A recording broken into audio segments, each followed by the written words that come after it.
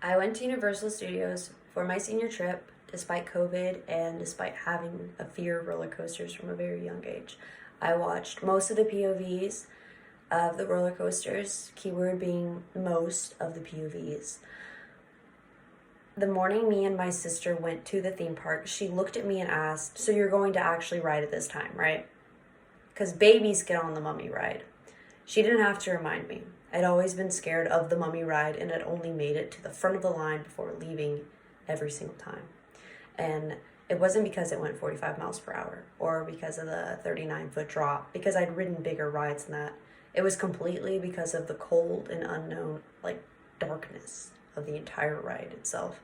It was completely submerged in darkness, and the impending fear of the unknown completely ruined me to not be able to ride the ride up until then. I'd always gone straight to the front of the ride and never was able to get back on it. Standing in the familiar line full of cold, dank air, the sounds all on the stereo speakers, groaning and moaning to the left and right of us, because it was the ambience of the ride, is to be scary. I asked my sister if she could get my mind off of the waiting line. That's where my anxiety usually starts. She said, "You're making yourself more scared because you just rode on a ride that had a 75-foot drop." And I couldn't shake the lingering thought that the ride was going to be worse than I could ever imagine it to be. Finally, we got to the front of the line, and the roller cart came up to the front of the line and awaited us.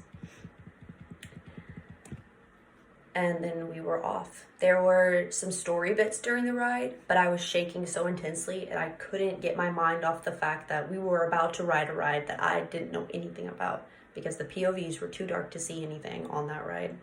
And my sister was rambling over it, and she said, "We're gonna go backwards in a second. And then we're gonna go up a steep climb and then fall straight down." "Straight down," I yelled as we launched backwards and Brashley spun around. Ahead of us was a steep climb she was referring to, with booming laughter filling it over the speakers. It was this maniacal laughter that was going up whenever we were going up. And at that point, I started to cry and I was shaking. And my sister told me that we would be just fine. I'd ridden bigger rides. And her words of comfort were cut short as we promptly went straight down a nosedive into just complete darkness. And I said, my stomach dropped and I yelled, "Oh shit," because I didn't know what else to yell. And in the time, that was all I remember though. After that, I said that one line and then complete darkness.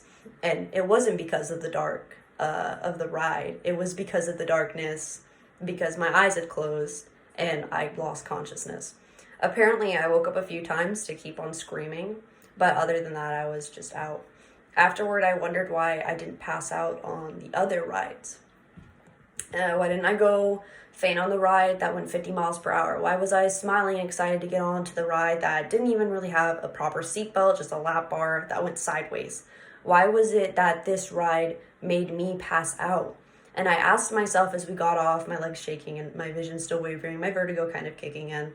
I found that I can ride huge roller coasters, but the smallest little thing, little not knowing what it is, will rock me to my core because I don't know what to expect. I've learned that in order to keep my eyes open, I have to know what I'll be seeing.